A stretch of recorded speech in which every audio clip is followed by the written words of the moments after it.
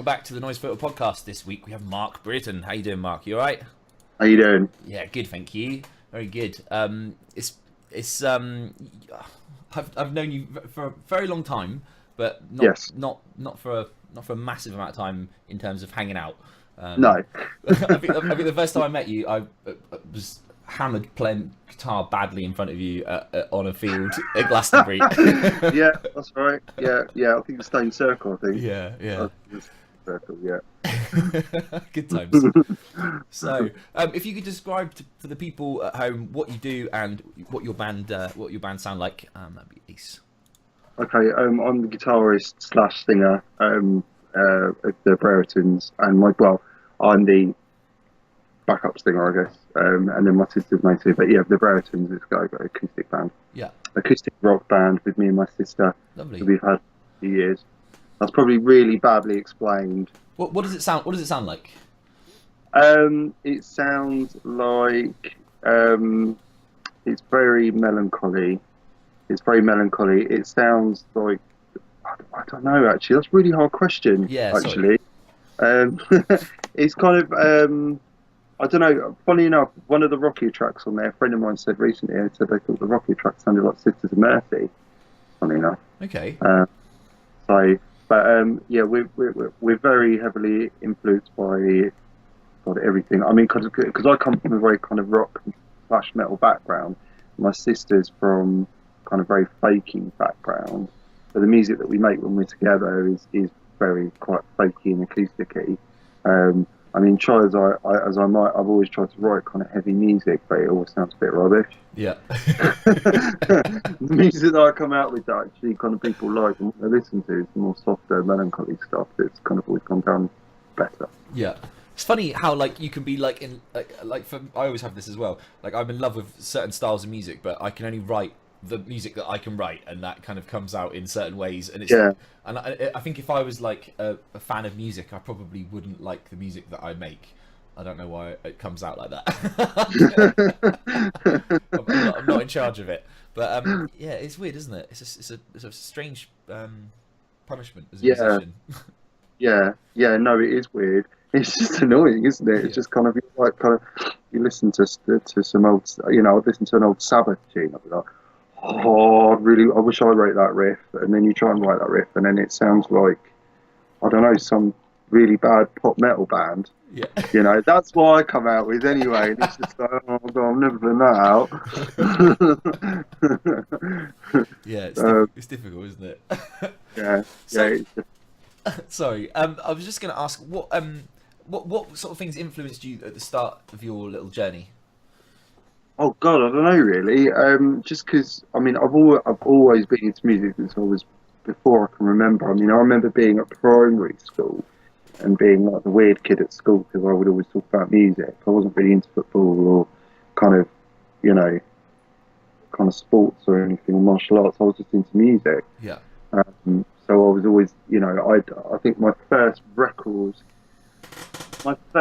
I ever had was what was it?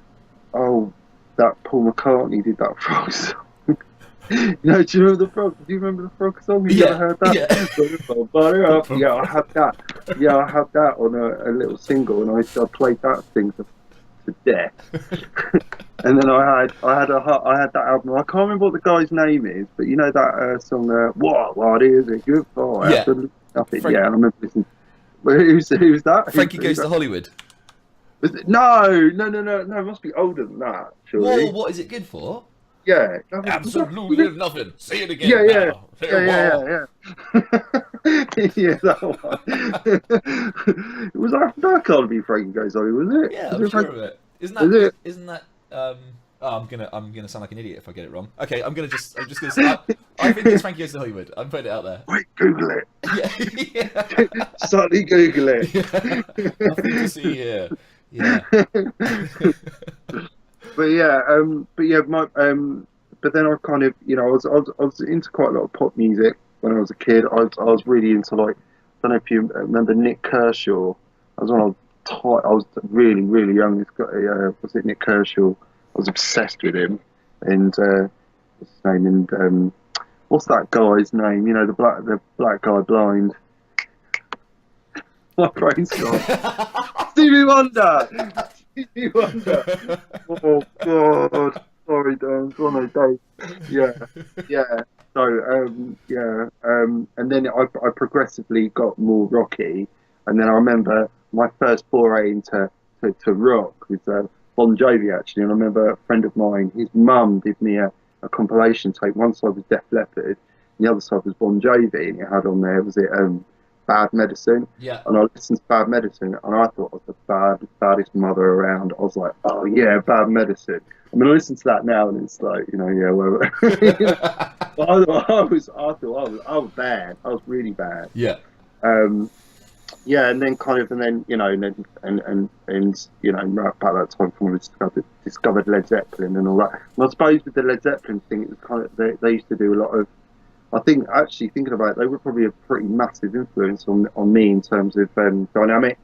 Yeah. Because Zeppelin would do a lot of stuff, and it's very beat orientated as well. But they would do stuff that's kind of, you know, very small and build, and you know, massive dynamics. You know, they'd go from a whisper to a scream, you know, kind of thing. And that's kind of what I like to do with Breretons. What I try to, you know, kind of thing, and try and keep those dynamics in there, keep it interesting for me and for the listener, more for me. Yeah.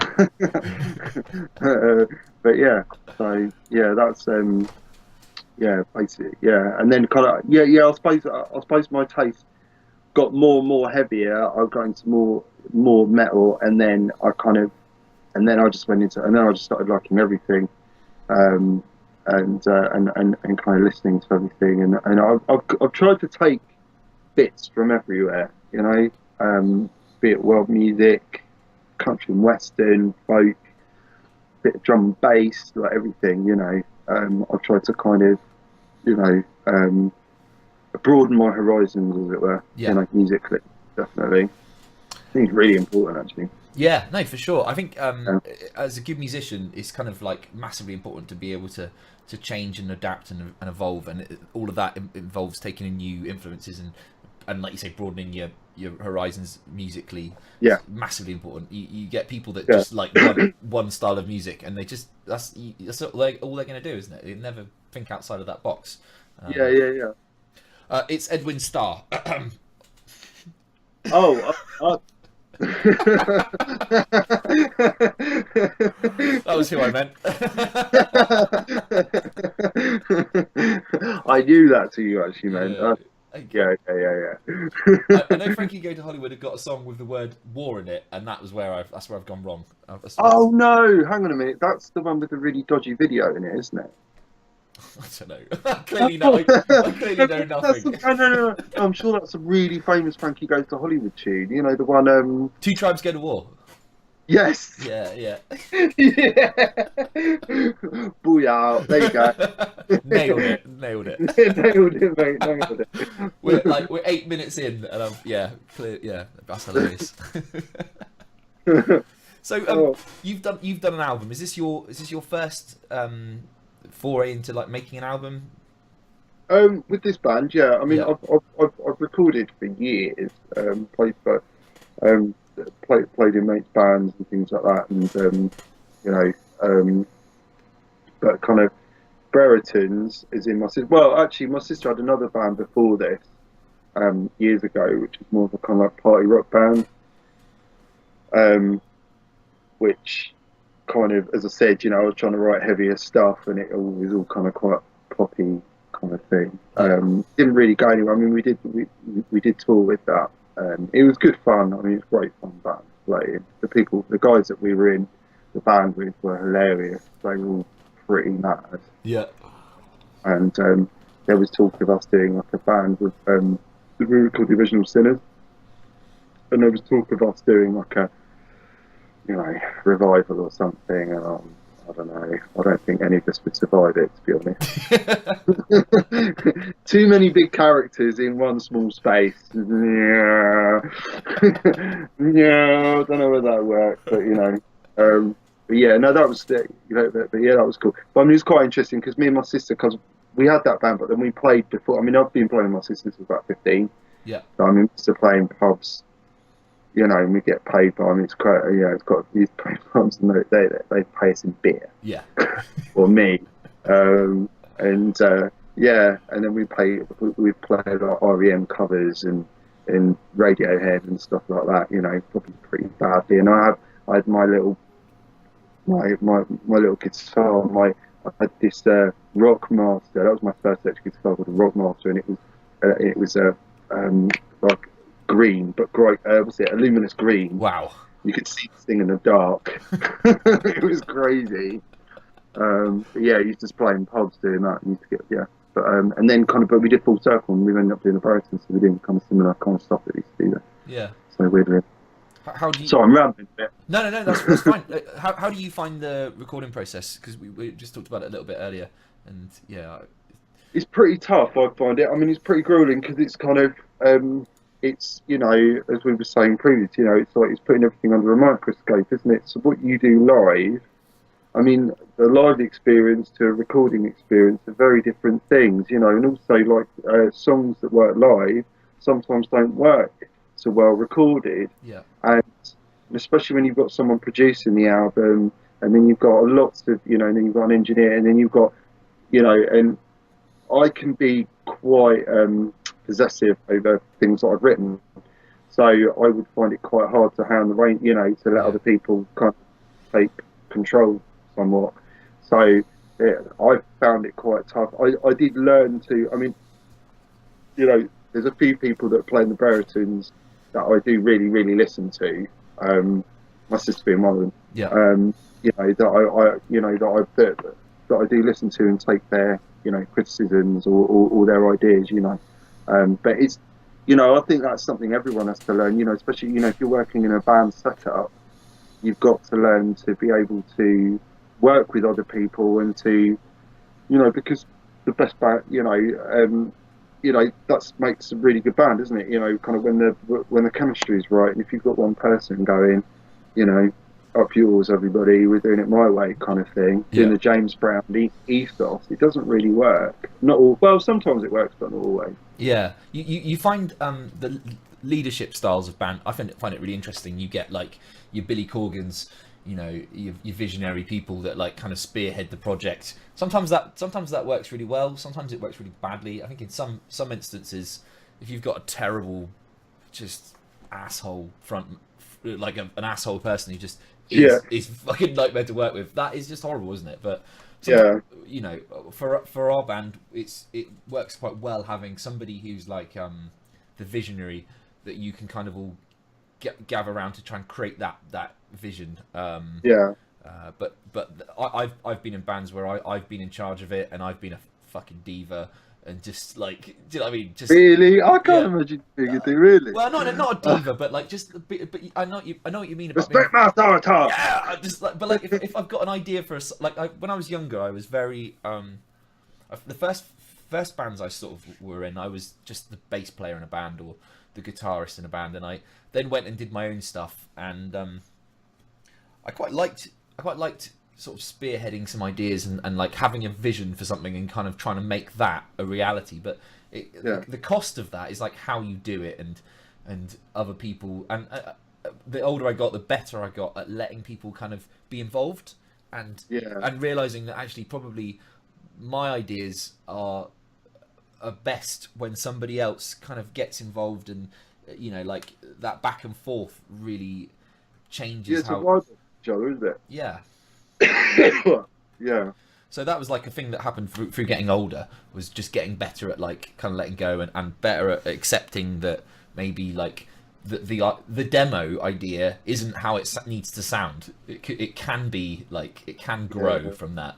Yeah, that is a tough thing to kick though, isn't it? That habit of you get the demo and you listen to it over and over. Have you ever done that? You record something and you listen to it over and over again, and you're like, that's it. And then you're like, everyone just play this, and then someone's like, oh no, I think you should do this. What? Yeah, I don't know. The demos.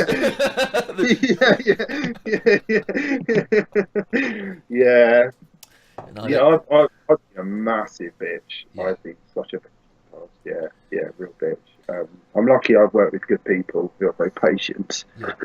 I've been there's definitely like a place in a band for somebody who is a bit of a diva, and there's definitely a place in a band for somebody who can just kind of keep that shit together. I mean, we're a 7-piece, and that's a lot, yeah, isn't and it? that's hard. And like in Company B, there are times when I'm quite diva-ish, but it's not diva-ish. It's not diva-ishness in that way. It's just diva-ishness in like maybe I know my limitations and I don't want to like kind of make a twat of myself. Yeah. So like, but it can be, you know, the goal of being in a big band is to be probably quiet and just say a little and kind of get on with it and just be one of those people, you know, because there's a lot of people saying shit and they need to maybe just stop saying shit and just get on and do things. What are they trying to get you to do? They're trying to get you to do David Lee Roth jumps across the stage or something. But like, go on, Dad, do it. Release him. Yeah, I mean, it's just being like you know, like we do loads of covers, so we're like a 1940s 50s cover band, but we do original songs as well. But like, you know, just like the idea that like somebody can sing, like we do Nina Simone song, and like fucking it's Nina Simone, like I can't do Nina Simone justice for shit, and that makes me sad because it's like there's some people that you should just not fucking try and sing. You just admit it's like I'm not going to be anywhere like Louis Prima or Nina Simone, but we try.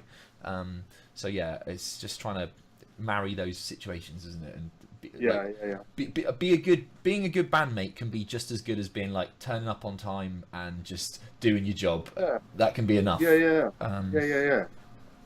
Absolutely. Yeah.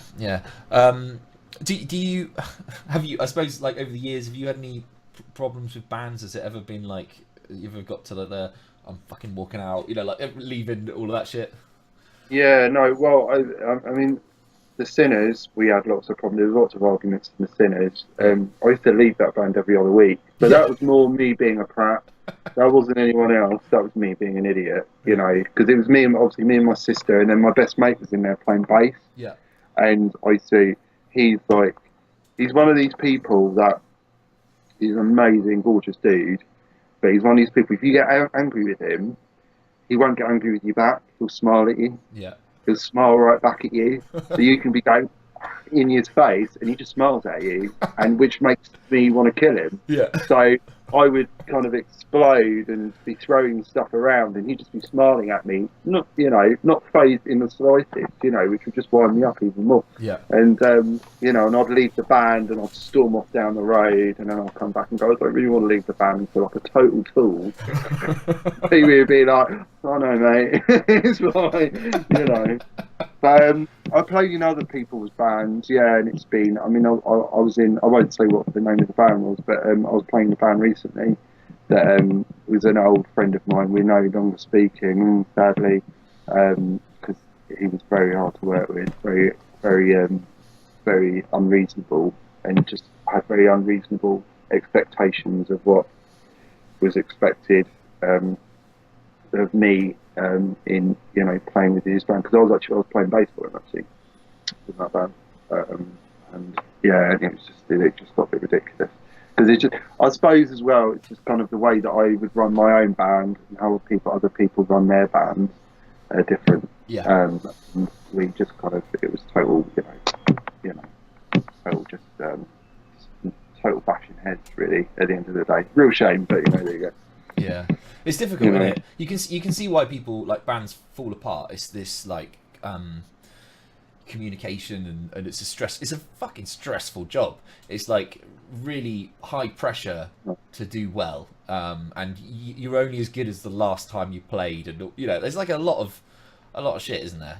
Yeah, no, absolutely. It's really tough, man. But I mean, it's yeah. But saying that, I mean, I have worked in bands that it's not been like that, and everyone kind of gets on, and everyone's got a bit more of a better work ethic. Yeah.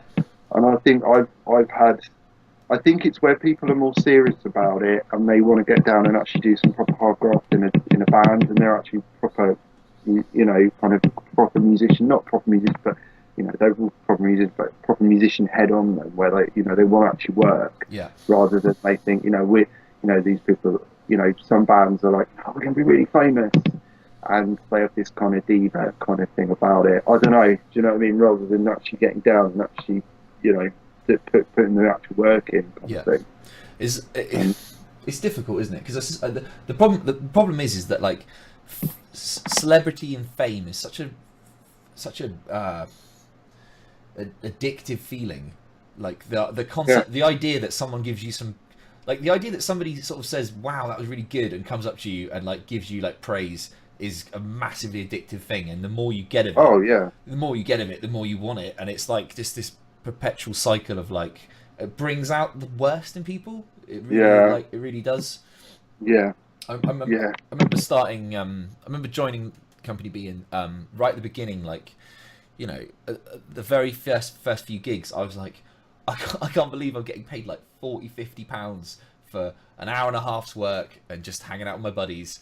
And it's 5 years later, and like I wouldn't leave my house for that. I wouldn't even. I wouldn't but like that's small. That's a small scale of thing, isn't it? It's like I was so amazed. I was so like, and I wanted to like, if anyone wanted to talk to me, I would just talk to them for like forever. I would just talk to every single person and just make all the effort. And I was so in love with that idea of like, having been a fan, I knew what it was like to be on the other end of that, and I wanted to make that experience. But the more it goes on, the more you see it at gigs. I mean, I'm still more than happy to talk to anybody for as long as they want.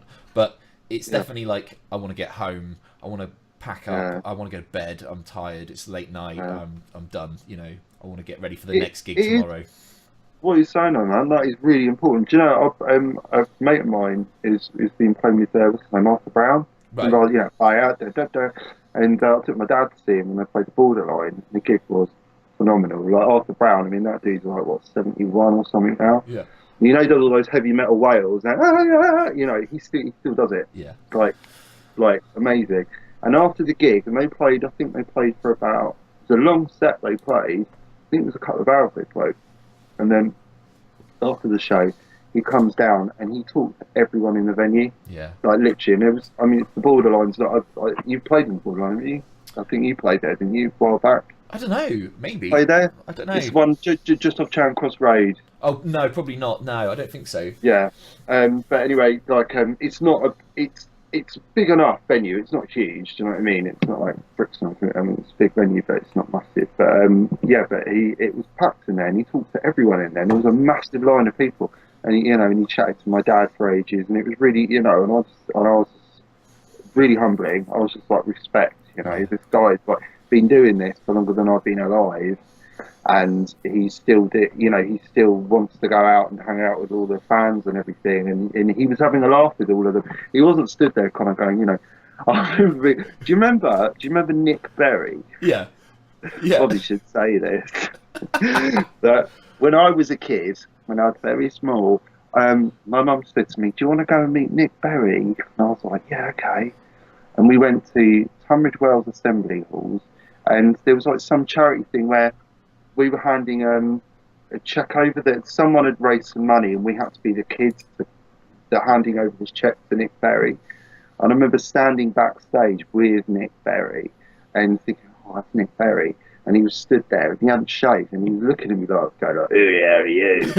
And he just didn't give a crap about me or my mates that were all kind of stood there. And then kind of we went out on stage, and then afterwards, and then he just kind of went off, and that kind of left a bit of a bad taste in my mouth, I think, after that. But then Arthur Brown, sorry, I'm totally rambling there, but yeah. No, that's exactly right. Yeah. I mean, I just to name drop it because I love name dropping it. But I was at a small festival, and we were like going to be playing in the morning. I was at a festival called Leapalooza, which is in Bude down the road from me, and I knew that there was going to be a secret special guest, and they were going to do a DJ set.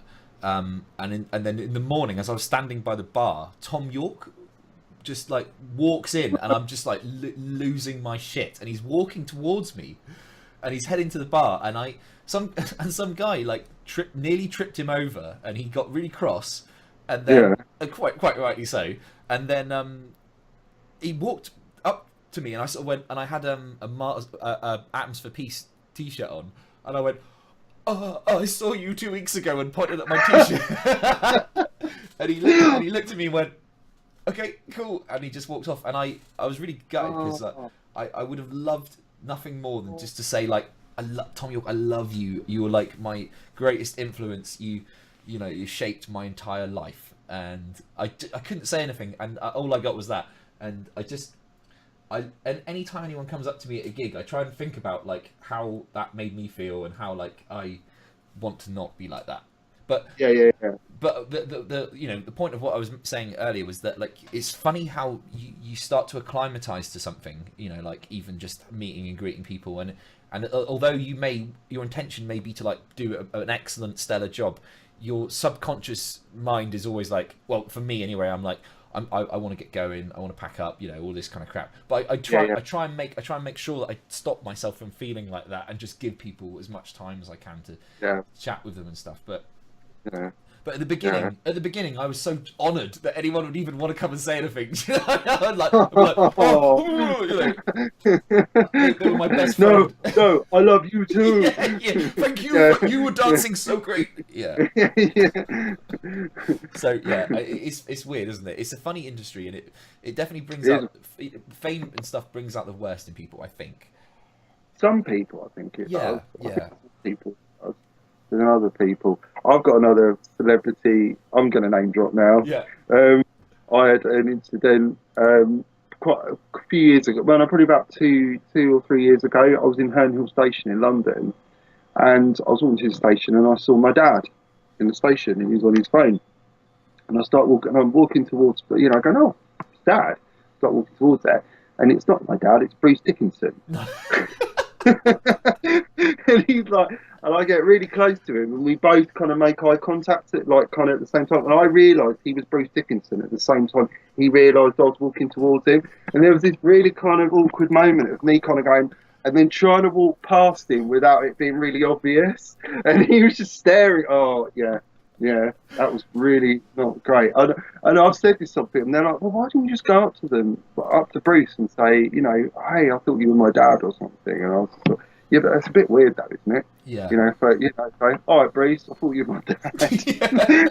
It's like, nice one, son. yeah. But yeah, oh dear. Anyway, I think subconsciously, we probably all are aware of like not wanting to sort of get involved in their world and kind of waste their time, and I don't know, there's a little part of me that kind of goes, I'd love nothing more than to go and speak to this person and say, you know, you're like a hero or whatever. But then it's also the part of me which knows I kind of think they probably get that all day every day, and they just get sick of it and just think, you know, I'm all right for it. So, yeah, I don't know. Yeah. It's hard, isn't it? It's hard to. It's probably hard to really understand what it's like. I mean, at that level, I suppose the fame is different. You know, I guess, you know, if you've got people in your case all the time, it's probably you probably get a little bit peed off. I met what's his name? You know, Glenn Matlock. Yeah. Well, I was playing at the Union Chapel, and he was backstage, and I didn't realise he was Glenn Matlock. I was having a cigarette with him, and he was asking me about my band. And he was saying, oh, yeah. He was chatting away, and I was telling him about the Breretons, and I was like, oh yeah, you know, da da da da da. And he's like, and then I was taking a drag on my cigarette while he, and I was looking at him, and then it was just like, I don't know, it was like something went off in my head, and I just burst out with my cigarette. Fuck, you're Glenn Matlock. And he looked really pissed off, and he was like, he was like, yeah, who the fuck are you? And I'm Mark Brereton, I'm a nobody. And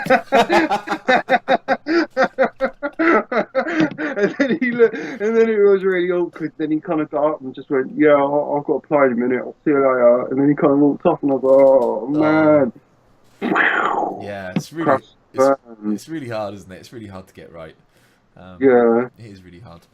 So, with your music, how do you foster a community and engage with your audiences? Do you do anything? Is it something you give any thought to?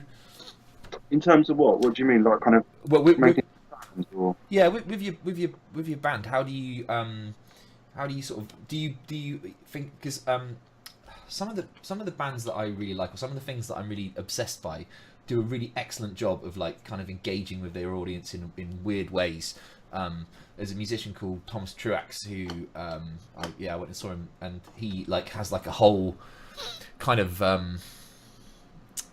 he's built up on his own mythos, his own like kind of world wow town that he sends messages from, and he's got all this fucking weird shit, and he's Really? yeah, it's excellent. It's truly excellent. It's like, but it's a really original way of kind of doing that, and Yeah. you know, and a lot of people kind of, you know, will do whatever posts on whatever and do little videos of stuff. Is that something that you think about, or is it something that you do anything?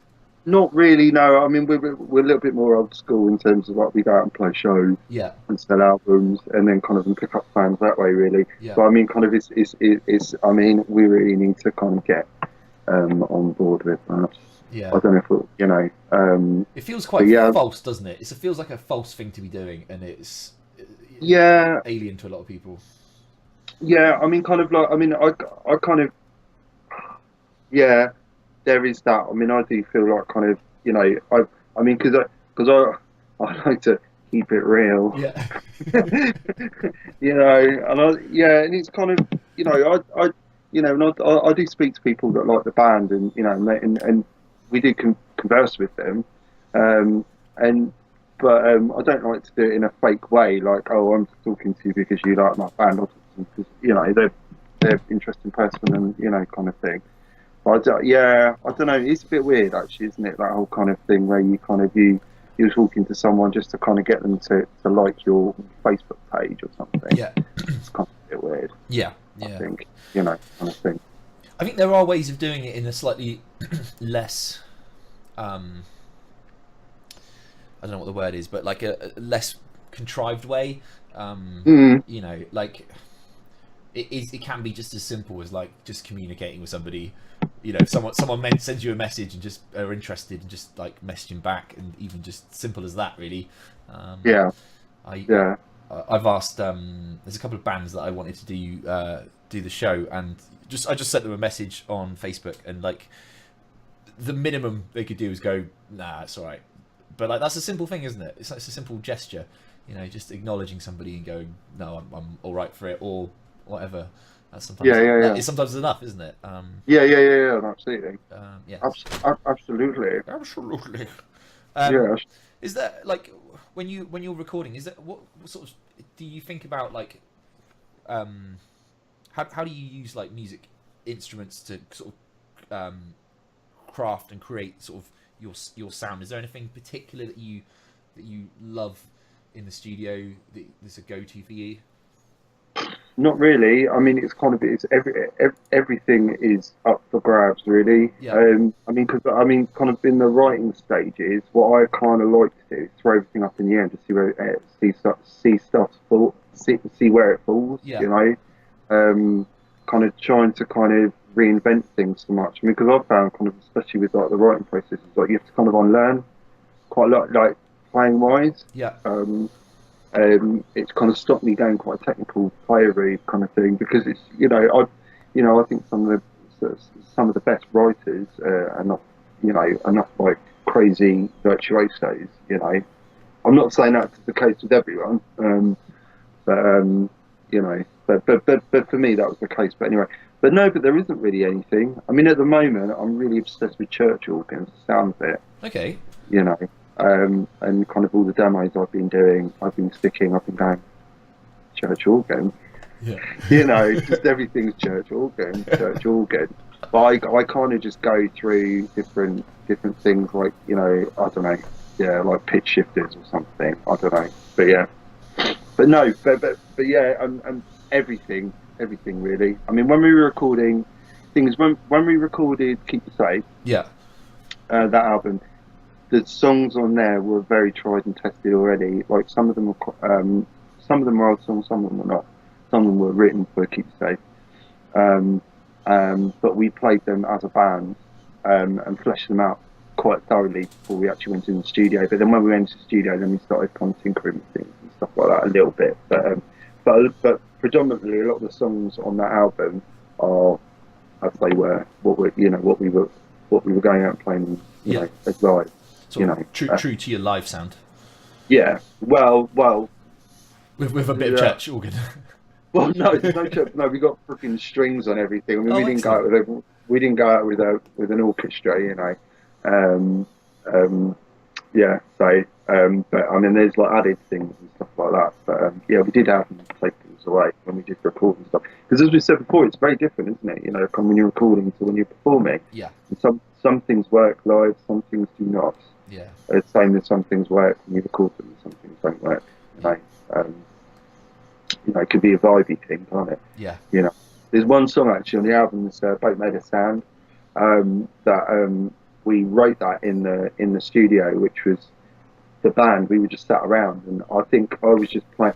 Me and the drummer were just vibing off each other. And we were just playing this really simple thing, and then everyone just started playing along, and it was like, gosh, we recorded it, and my sister just quickly went, "Oh, put some lyrics." Really amazing lyrics actually. She whacked down for it, and both made a sound. But then we tried to replicate that again at gigs, and it's like, I mean, it's different players, because I mean, the guy that we have plays drums on the album, is a guy called Paul Winterhart. Do you remember Kulu Shaker? Yeah. Kulu Shaker. He's Kulu Shaker's old drummer. Wow. Yeah. So he's kind of like, I mean, he still does play with us on and off, but he's, you know, like Kulu Shaker went back on the road not that long ago. And he suddenly, you know, he's good. And then the guy playing bass for us, a guy called Henrik Irvins, who's very talented guy as well, you know. And again, like, he's been, you know, he recorded the album with us, but then he's done like a couple of shows with us since then. But then he's been on the road. He was playing with Nathan and Brugger a long ago. So he was doing like he was playing the what's that place in Australia? You know, on the water. You know, the weird place. Adelaide. The Opera House. The Opera House. That place. Sorry. It's all the snow outside down. Yeah, it's cold brain. Yeah, it's freezing my brain up. But yeah, he played there anyway. So yeah. So I mean, the guy that plays guitar on it, he still kind of plays with us. But he's now playing with a girl called Nao. She's exploded, and then he's playing New York the other week. Wow. So it's a bit hard. It's tough, man. Yeah. Yeah, well, if you lose like players, like we're terrible for it. I can notice us feeling a lot different. We might not sound massively different, but it feels different on stage when you haven't got somebody that's a key member in. And no, absolutely killer, isn't it? Yeah. So I can imagine that's probably not nice. It's just different. It's like everyone has their kind of little. I can't say that word. Anyway, no, I'm not going to say the word. I can't think of it. Yeah, like everyone has the different ways of doing things. Idiosyncrasies. And yes, that one. Yeah. That word. Yeah, that's what I was going to say. You know, and it can alter the sound. You know, the whole band. You know. Yeah. I can feel it, like I can feel that their aura is missing from the stage, or like there's some presence that's there that I can't describe. It's like an unexplainable, unquantifiable thing. When we did our gig up in London at the Science Museum, we didn't have our drummer and we didn't have our saxophone player. So like our band is massively reliant on our drummer. He is just. He's the driving force. He's the key. And then like melodically, all of our solos are mostly sax. So we played without those two, and it felt pretty hard. Felt pretty like different. And so what? Did you get another drummer in? Another sax player? Yeah, we got a dep drummer. He was this guy called Justin, and he's like, I don't know, 20 or something, and he was filling the shoes of like arguably one of the best drummers I know, yeah, like it's just like I don't want to blow smoke up our drummer's ass, but he is on it.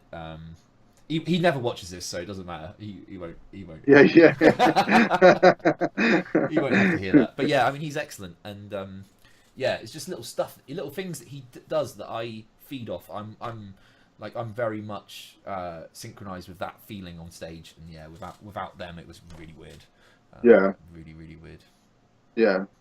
So, are you you are recording your new stuff now? Then is that what you're? No, not yet. Right. Basically, at the moment, we are still in the kind of demo stages of the next record. So, me and me and the sis have started kind of meeting up and just kind of. I mean, we've probably got about an album's worth of stuff. It's just kind of getting it, because obviously you don't want to do another album that's, you know, because we're pretty proud of Keep You Safe. We don't want to do another one that's not as good as. I mean, we want to do one that's better. Yeah. You know, than Keep You Safe. So yeah, it's kind of the work. The songs are there. They just need a bit more. You know, need a bit more work and stuff. Because obviously it's more expensive as well. If you've got things that are half written going into the studio, that can make things very expensive. Yeah. You know, because if you're just kind of fiddling around with one riff for days on end, you know, that can. And I don't think I don't know. I prefer fleshing things out, playing them live. Yeah. That's the best way to do it. Because I think it allows those like little moments of creativity, little like kind of, you know, you can sort of feel how something works on stage, can't you? You can see if it's like, if it's kind of landing well, or no, I'm with you. It's good. It's a good thing to do. Like one of our like least loved songs on our album is the song that was written like, I don't know, weeks before we recorded it. Yeah. Which is a shame, because I like it. It's a good tune, but we never had a chance to sort of bed it in, and that live thing is important. Yeah, definitely. How does your songwriting work then? How if you sort of just start at the beginning, how does that kind of play out for you? How does it start? Could be lots of different things. It will start with the sound. It will start with like an atmosphere. I mean, kind of, I very much work from. I mean, kind of, I will, you know, I'll play around with. If I get a feeling off of something, it could be anything, you know. So I could be playing guitar, I could be playing something. If I get some kind of vibe or you know, off of it, then I'll kind of run with it, and you know, and then I'll build from there, kind of thing. Start really simple, build up, and I'll put some rubbish lyrics over the top of it. Me just going blah, blah, blah, blah, blah, kind of get the vocal line. So actually, I find it's a really good way to get a really good vocal line, which is by singing absolute crap over the top of it, like words just come into your head, you know, and then go back, and then you've got the syllables and everything already breaking up for you, rather than write. Because I used to do that. I used to write lyrics before and then put them to songs, and then they would kind of, you'd be hanging on the end of words, and things wouldn't quite roll, and they, you know, and they'd be hard to remember as well, because it just didn't roll off the tongue. So I'd kind of, that's how I write. Yeah, that's how I write now. Is there? It works. Do you suffer from writer's block at all? Oh yeah, I don't know who does. I mean, I'm kind of, I'll go for months not being able to write everything, and I get really depressed. Yeah. I get really depressed and frustrated, and then I decide everything I've ever written is rubbish. Yeah. You know, and it's ridiculous, and I turn into such a little douchebag, and then I'll write one song that I really like, and then it reinvigorates everything I've ever done. It reinvigorates the whole thing. And then I'm like, oh, I like it again now, you know.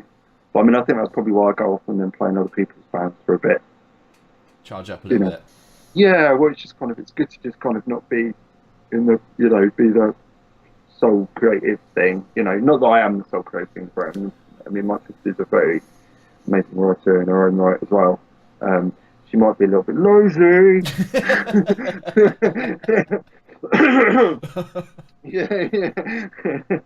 yeah. But I can say that because she's my sister. I think creativity and inspiration are such an amazing and wonderful and magical force that I don't really understand where it comes from and how it works, or how to bottle it up. But sometimes it comes out and it happens, and I don't. Yeah, I've heard this thing quite a few times that different people have said, which I think there's some weight to this. That it's like, you know, when you're writing songs, it's not like you're writing it. It's like you're a conduit. It's like the song was already written, and you just kind of, and it just comes to you, and then you just kind of write it down. It's just someone's giving it to you. Yeah, you know. And I think there's some, you know, I dig that. Yeah, I heard someone say a very similar idea, but it's like an archaeologist uncovering like a thing, Yeah, and you kind of like just chipping away around, and then eventually this sort of thing that you initially what you saw might have evolved into something completely different. And I like that analogy, but it's the same idea that it's just this thing's gifted to you, yeah. and you have very little to do with it. I can remember like my favorite song. I can't that I've written. I can't think how I can't really remember how it happened. I don't know. It was just in my life, and I don't know how it got there, and I don't believe that I can make that. I can't make that happen again for some reason. Yeah, yeah, yeah. My writing just sort of ended around then. But yeah, it's hard, isn't it? It's a really strange. It is hard, but you got to feel good about it, though. That's the thing, though, isn't it? Yeah, And if you're feeling kind of crappy about it, I suppose it's going to be difficult to kind of, and it's got to be kind of fun. And it's like, because I think it's like also it's kind of you do get the feeling of being like, it's like you're not inventing something. We don't, but but it's kind of you feel like you're kind of you're like discovering this thing. Like you're a scientist and you're like, oh my god, kind of putting these sounds together, and they'll kind of work. And it's pretty amazing. pretty amazing for sure. It's pretty amazing. Yeah, no, I love it. I love it. It's just the goal really initially about this show was to find out about where people find it, what they do to sort of make it happen, what get bypasses writer's block, how do you like keep your inspiration fresh, and how do you keep like reinventing yourself, all of that kind of stuff really. Yeah. Is there anything that you do to keep your music sort of fresh and inventive? I just keep listening to much different kinds of music Yeah. that I can until I find something that I like. Because I used to be really militant about what I listened to. I listen to metal, listen to rock, and it's like, what's this drum and bass shit, Yeah. And then and jazz, like I was like, I didn't want to listen to jazz. And then I had friends that were drum and bass DJs. I had friends that were jazz musicians, and I had a really big argument with a friend about jazz one day. And it was me being an arsehole. I was being a fucking dick. Yeah. And he put some music on. We were around a mate's house. He put some music on, and I sat down. I think I was probably a bit inebriated, and I was like, "Hey, put on this lift music." And Matt went ballistic at me and went, "Piss off," And I was we kind of were going at each other, and he was the bigger man. I've got to say, he was the bigger man, and he kind of went, "Whoa, what are we doing?" And he went, "Listen," and he just said, "Listen, like, I love the kind of music you listen to, but he said, this music's quite personal to me, blah, blah, blah, blah. He said, look, don't just dismiss it because you don't like this one song. There's probably I can probably find you something that you would appreciate." Yeah. And then he did, he played me something. But he played me something, and I was kind of humbled quite drastically. I was like, oh, okay.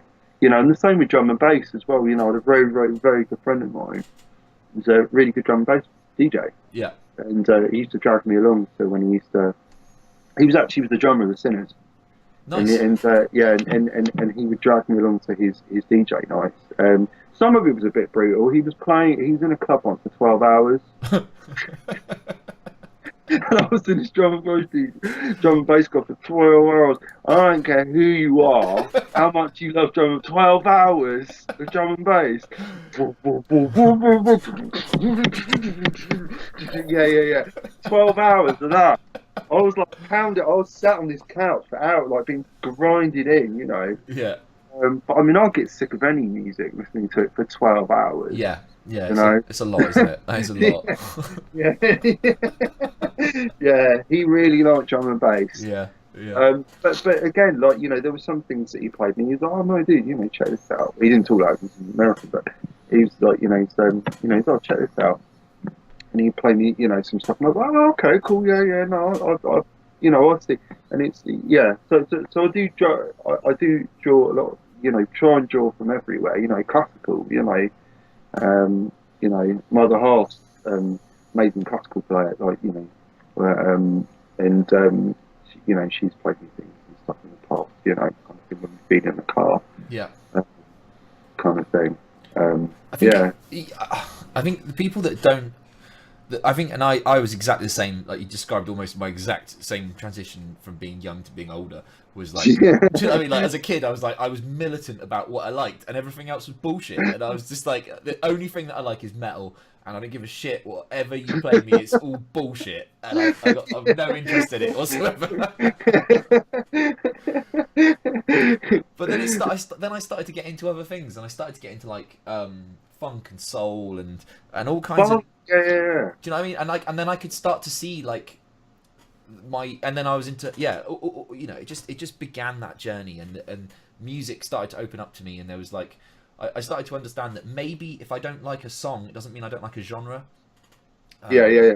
So there will be something maybe if I was to look hard enough, and the stuff that all the different types of music have like brought so much color and ideas to my mind. You know, I'm so thankful that like I've only just started recently getting into Charles Bradley, and like I can't stop listening to Charles Bradley all the time. Just like that's all I want. I just want to have it all the time, and like and Gregory Porter and like just weird. Do you know what I mean? Just weird stuff that as a kid growing up I probably wouldn't have even given a thought to. So yeah, I think it's important. I think it's important to like. Yeah, it's really important. Really important. It's like denying yourself a type of food, though, isn't it? Going like, I don't like curry. I just like beans on toast. Yeah. I'm just going to eat beans on toast day in, day out, day in, day out. You know, and then yeah. Anyone that knows me knows that is how exactly I lived as a child. Yeah, me too. Yeah, yeah, beans on toast. Yeah, it's that wrong with it. It was like Finder's crispy pancakes and beans. You know? Amazing. Well, it ain't broke, you know. It's every time it's a winner. Yeah, this crispy pancake, brilliant. Oh man, I'm gonna go out and buy them after you finish this. I'm gonna go and buy some now. I've eaten those for ages. I think I've got a feeling that they discontinued them because they were just. No. I think they're just too powerful. Yeah, so bad for you. Just like banned in the country. Yeah, it's good times. I've got a couple more questions. Okay, I've got a couple more questions. There's what do you think the best thing and worst thing you've ever done for your music career are? Oh God, that's a bit of a hard one. Yeah. My music career. Probably the best thing I've ever done for my music career is start listening to other people. Yeah. I think actually opening my brain a bit more and kind of. Well, I think probably the worst thing I've ever done for my music career is be a lazy bastard. Yeah. I think. And then kind of very early on in my music, I had this kind of, which I think a lot of bands suffer from this. You know, you get an ego and you think that I'm amazing. It's just going to come to me, and it doesn't work like that. No. You know, you have to work. You know, you have to work in anything. You know, and I've got quite a few friends who've had, you know, success in the music industry, and they will work for it. Yeah. You know, they've worked for it. They've all had a really good work ethic. And they worked their asses off for it. You know, they didn't sit on their ass like truly. You know, so that's my biggest regret actually, that I didn't kind of stop being a twat when I was younger and got off my arse more. I think a lot of people don't realise quite. I think a lot of people just assume that successful bands like just sort of rock up and it just happens. Like the really, really good ones, you know, the people that really like, you know, like not necessarily a good example, but James Brown, you know, like just no, do you know what I mean? Just like gig all the time and just work an album, piss out albums, and you know, that work ethic is critical to any success, isn't it? You know? I think Elon Musk said something like he is willing to do like 18-hour days or something stupid, because he knows that he may not be better than somebody, but he can put in 3 times the work, and that's going to give him like, do you know what I mean? He'll put in like 80-hour weeks. He won't think twice about it, and he'll just, you know, and that just through effort, you know, you can just you can get better at something, and for our band, we do a lot of gigging. Yeah, you know, you don't gig up here though, do you, Dan? Well, we do. I desperately want to see you. I know. Sometimes we do, but it's weird places. We did Ipswich Beer Festival. Okay. Which was really like, that was a fun gig. Please come and play up here this year, man. Yeah, I'd love to. I'd love to. It's one of our problems is that like there's 7 of us, and Yeah. getting 7 people somewhere is just costs a load of money. Or maybe I'll just come down and see you. Yeah, come down and make it happen. Come down and see you play, and I'll go surfing. Yeah, yeah, do it, make it happen. Well, likewise, you know, you should come and play down here. Yeah. Well, we'll do a band swap one day. Yeah. What's that mean? What? You come and play in my band, and I'll play in your band. Yeah, What, I'll just rock up in the I'll rock up in the GI outfit. I'll try and put my hair up, and then put that. I'm like, where's Dan? Oh, I'm Dan. I'm Dan now. Yeah, I'm Dan now. No, you're not. I am. I'm Dan. I am. You don't look like Dan. You don't sound like him. Yeah, I am though. Yeah, that'd be good. We've got to make it happen. It's got to happen at some point. I don't know how much longer. Like we've been together for like 8 years. I don't know how long bands last. At some point they have to. You got Rolling Stones it out. Yeah, I know. I think there's a lot to be said for. But then I think those bands, starting in that time, it was a very different music climate, wasn't it? People had less access to like awesome music, and so big bands became big, and then they stayed big because they were just. And I suppose people like Rolling Stones were just ace all the time, weren't they? Yeah. Whereas bands nowadays, it's harder, isn't it? I don't know. Maybe it's not harder. Maybe I'm talking shit. We don't get any superstars anymore. We don't get like proper music superstars. No. Well, yeah, it's just a different. It's just a different because the internet. Because it's changed everything now. Has it changed for you? Has it changed things for you very much? Well, the way that I listen to music is very different. Like, you know, I remember being a kid, you go to the record shop, and you chat to the guy behind the counter, and you go, "Oh, have you heard this tune?" Yeah. You know, and you get the album out, and he'd show it to you, and you put it on, and you look at it with the artwork, you know, and your imagination would be firing off, you know. Yeah. And now it's like you go on iTunes, you know, and there it is. There's a tiny little thumbnail, you know, and there's probably someone spent. You know, it's amazing artwork. It's just lost, you know, and it's just the whole event of buying music is just not what it was. No, I can remember. I can remember exactly what you described, and I would go and I'd get really excited, and then my friends would come over, and I'd like pull out the records, and I'd have like some really rare Rage Against the Machine EP. No way. And it'd just be like, oh my god, this is like these are the only time you're gonna hear Balls on Parade live, or do you know, yeah, whatever, or like this is excellent, like some excellent B-side, and I just used to love that. Like people would have like collections of music, and you'd go around their house and you'd listen to it at their house, and it was just this like, wow, I love going to matey's house. He's got this or whatever, you know. Whereas now it's just like it's all on your phone, and you know, and you, as you say, you can just buy it. Yeah, it's hard. It's not as good. It's not as good. Not as good. I mean, there's pros and cons to it, because I also remember, you probably remember this as well, like kind of walking around with a CD Walkman that only had a limited amount of life on it, and like a stack of CDs like in your bag. Yeah. This CD Walkman constantly changing batteries, you know, or even before that, you know, the tapes. You know, the tapes, and then, you know, start to slow down, you know. You know, you're listening to Metallica.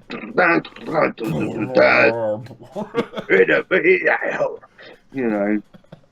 Oh man. But like mixtapes for me, like, has never been. Oh my god, yeah, mixtapes were amazing. Yeah, that feeling's gone, isn't it? I know, but receiving them and giving them, there was that big thing, wasn't it? Like making a mixtape, and you do all the artwork on it as well, and you give it to your mate or whoever, you know, or your family, or your, you know, whatever, and it's just like you'd be like, oh, you know, you're gonna love this. Yeah. Listen to this. I used to make mixtapes all the time. I used to give them out all the time. I had, you know, as a child, I remember like one of my best memories of a mixtape is we went on a family holiday, and my stepbrother Matt had made a mix called the Fuzzball Mix, and which is a great name. And it had things like Fat Bottom Girls, The Goon Show, Alice,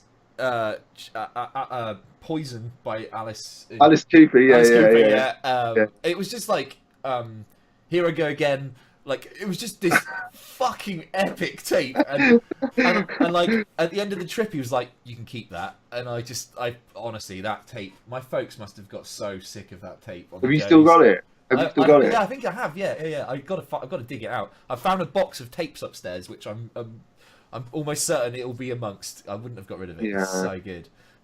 Don't get that down. I know. I don't even have a tape deck anymore. I'm just. Oh wait, I do. I have. Yeah, I'm gonna go and. Do it now. Do it now. I'm gonna go and live the dream. Yeah. But like, has it affected your band really? Has it changed things for your, for how you sell CDs? How does it affect your? How does the internet thing change for you? Well, I mean, kind of, we weren't selling CDs till not that long ago with this band, so I mean, it hasn't really affected the band. Do you know what I mean? It wasn't like kind of we were kind of before it and after. Yeah. But it really affected us. But we still. I mean, at gigs, like, we always sell CDs. Like, people always want to buy the stuff. Yeah. So people do still want the physical thing. It's not changed. I mean, we released it online as well, but but there are people still out there that still do buy CDs and vinyls, right, for yourself. I feel like for us, it's the live performance is like is a two-pronged thing really. It's about like making sure you can give people a show that like they can kind of leave their little life and just kind of connect with some music and have that like experience of kind of some sort of performance-y feeling. But also it's an opportunity to kind of like maybe sell some CDs and stuff, because off the back of that feeling is that desire to want to connect financially. People want to, like, I do it all the time when I go to a gig. I like financially want to take a piece of that feeling and I want to take it home with me and like bottling it, isn't it? Yeah, like I'll look at records that I've got and I'll go like, I was at this gig and I got this, and that is I love that feeling, and I suspect that's why CDs still and records still sell well at gigs, because you're just you're riding on the coattails of that giddy feeling. Yeah. No, absolutely. I think it's an important thing. Kind of sharing your music. Yeah. And for the bands, anyway. Yeah.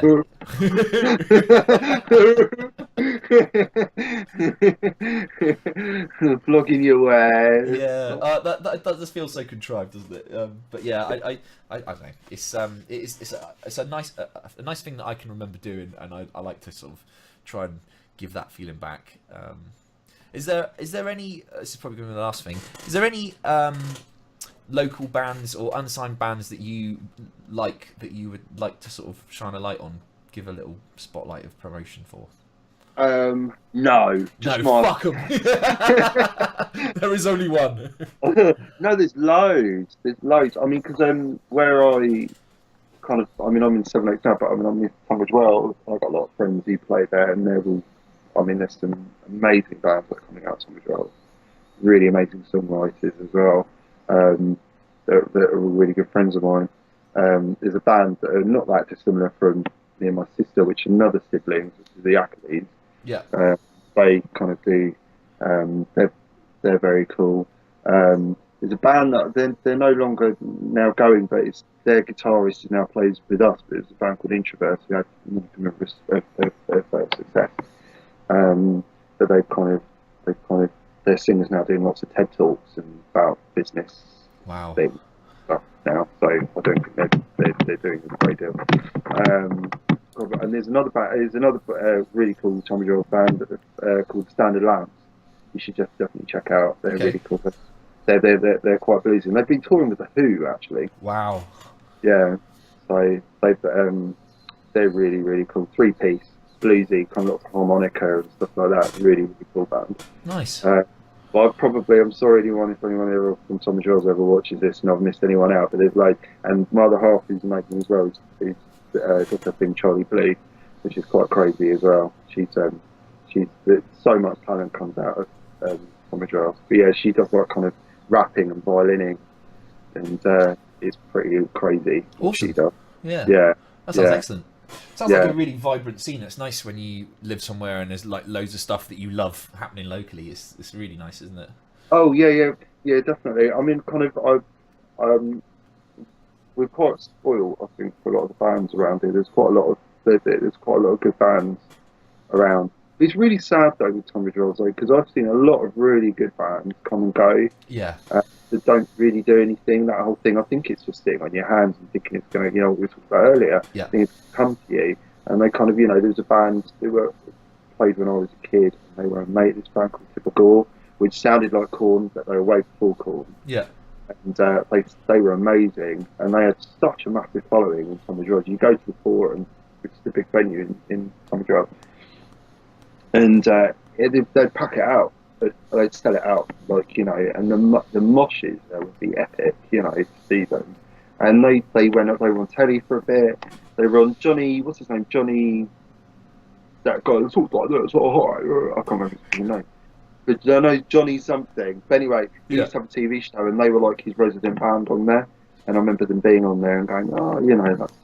But again, they didn't. They kind of didn't go further than that, which is a massive shame because they're an awesome band, such a cool band.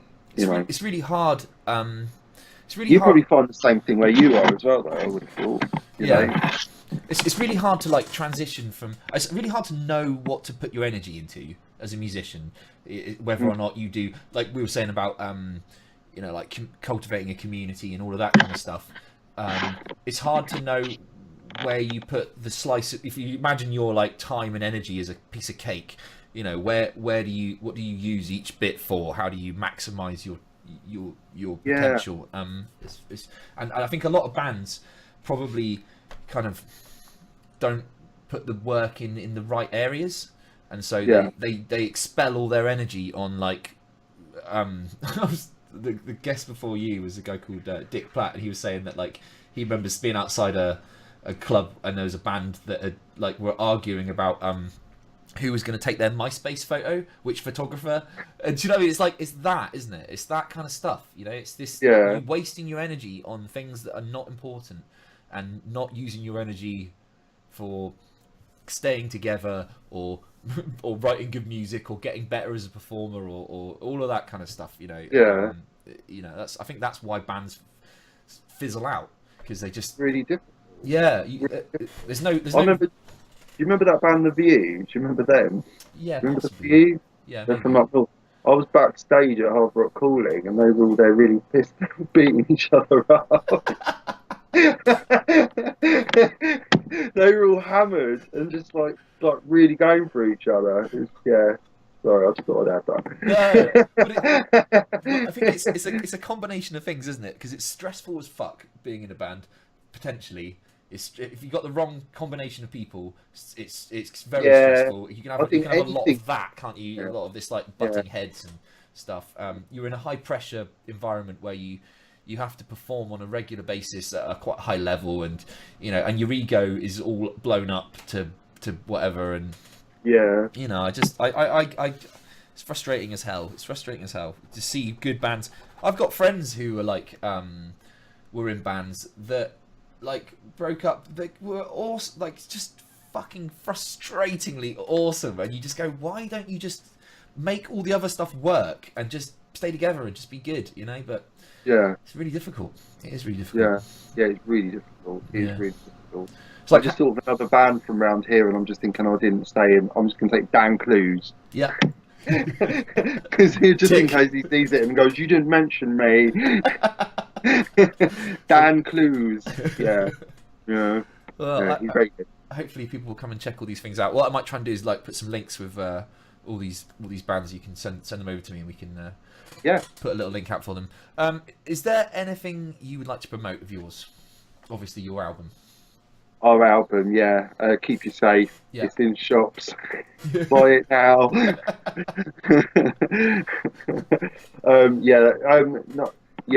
Come see us play.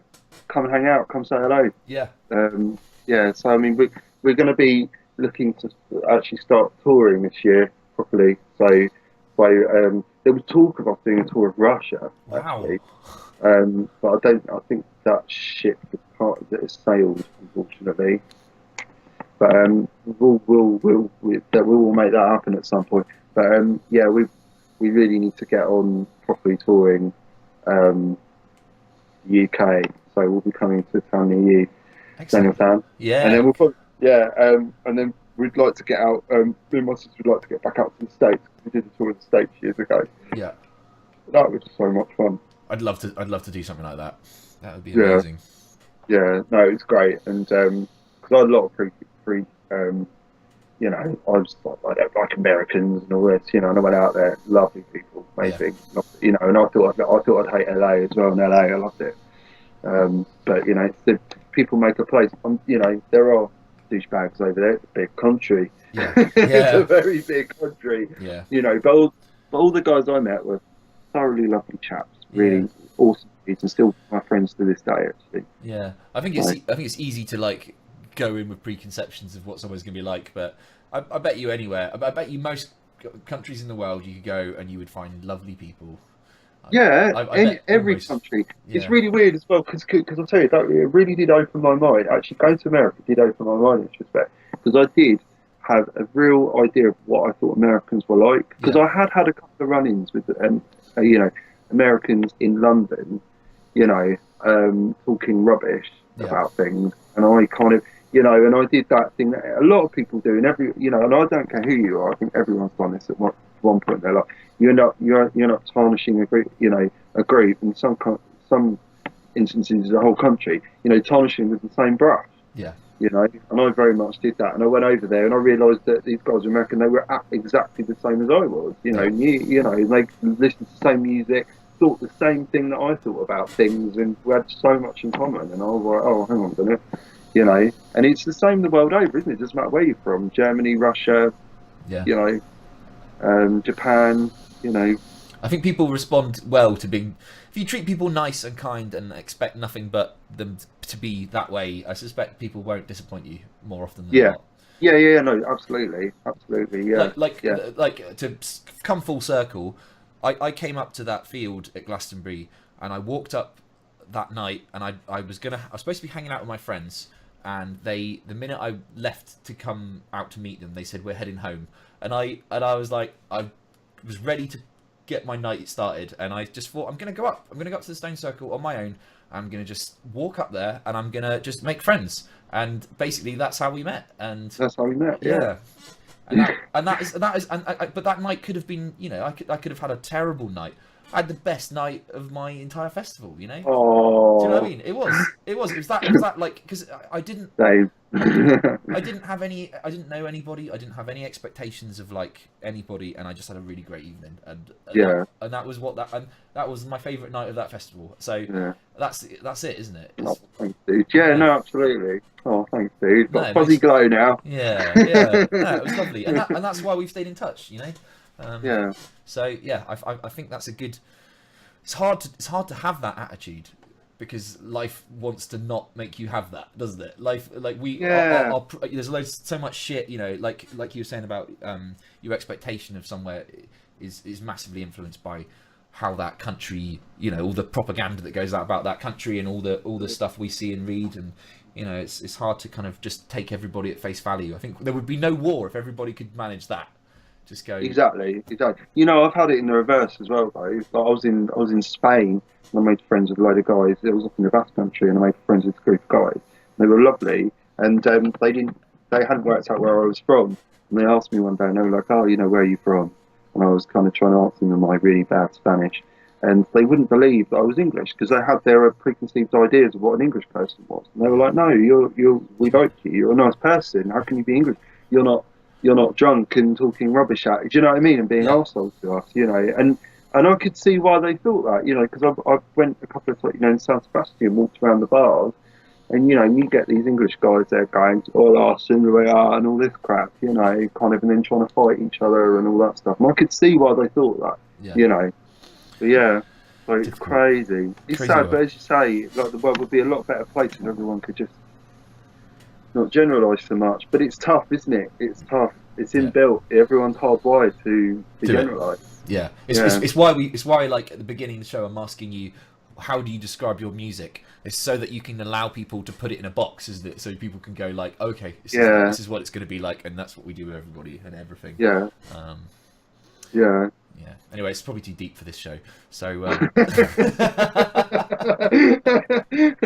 that note. On that bombshell, yeah. Thank you so much, Mark. Thank you for joining us. And go and check out Mark's music. It's lovely. And if you get a chance to see him live, go and do it.